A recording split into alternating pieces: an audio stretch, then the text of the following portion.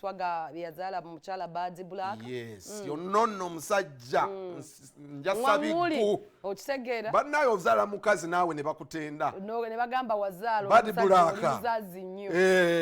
Neshageza musajja nnyo. Ye yasooka okuvunnamya Bad Black namuganga kakka nazaala. Ba mu bino byeweetiyula. But maybe that was a lot of love. Nga kyalina ku original tanneeyetusa bino ebya nga Bad Black was Bad Black. Nga sente diriwo. Nga bwabba omuzungu we bakimuswaga. Kakati bituba tuli awo. Bad Black, there is a story we did. Bad Black yamukkiriza okulaba ngakumwana. Ate omwana yasooka n'amuggyako. N'amala n'amugamba amukkiriza. N'amala n'amukkiriza. Kale nkukkiriza. Mulabengako naye woddamu ne weewunza ojja ttegera. Omwana yali amuwadde omusambi w'akapiira ebiseera ebyo. Abakyala babikolanga mwe mudda. Bad Black naye taggwayo. Asobola okunyigira n'agaba omusaayi gwe. Naye bakwatagana. So Kim Swaga was out of the country. Tubalete tumufunangako bukyanga abenda. He's one of those guys abatandika okudesigning abaselebi. He was into fashion so much. He's a very humble guy and was a Bad Black akyekyamu. And intelligent by the way. Mulimu omuntu bambi. Mwe musajja omusirise abamugezi nnyo. Yamuteminga. That's why a wild girl needs a noble man. Namuteminga bulungi. So that is, let's first dive into this conversation ya Kim Swaga azze mu Uganda kati azzaako ki. Era omwana yamukoledde shopping oba yagala mama anyiige. Era yakomye bajja mu yagambanga mutamu wange wadde mugati. Katusubire azze n'ebintu by'omwana kati Kim Swaga. Danga alabika mu paretabula n'ebyo n'ebyamabala wabivaako. Nabivaako kituufu. Nakulamu ndowooza myaka gyegyo. Naye nga mbeerayo we mba kiri necessary. Yeah. Okusaasanya wamwakukoowa. Tusaasaanya ate kati tusaasaanyiza ku famire baagalwa gye tusaasaanyiza eyo.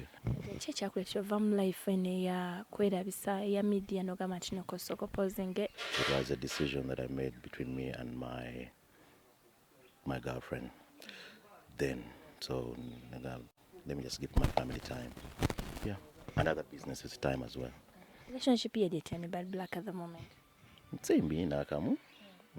We talk often, but I still have my limits because no more respect relationship. So I have my limits with her, but we are good. Yeah, we talk in terms. Omwana yanzikiriza okuddamu mulaba. So yeah, we're good.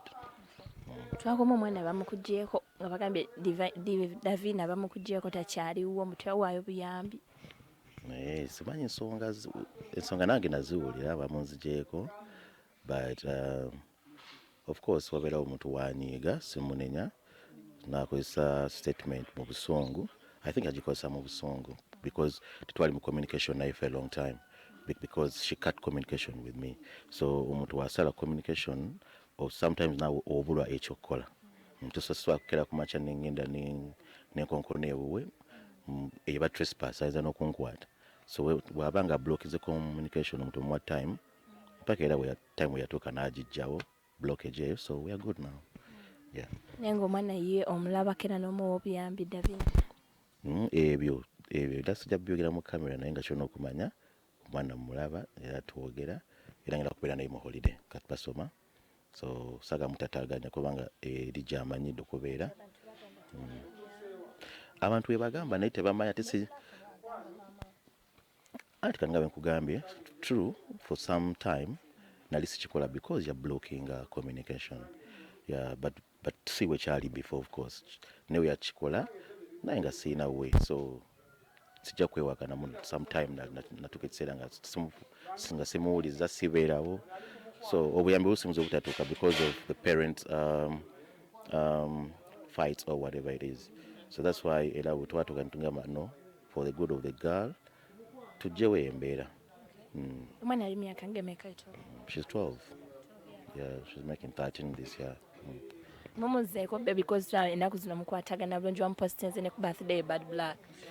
Munaye mukwano gwange naye nga bajja kumuzzaako ne bbaawe ate tekisoboka.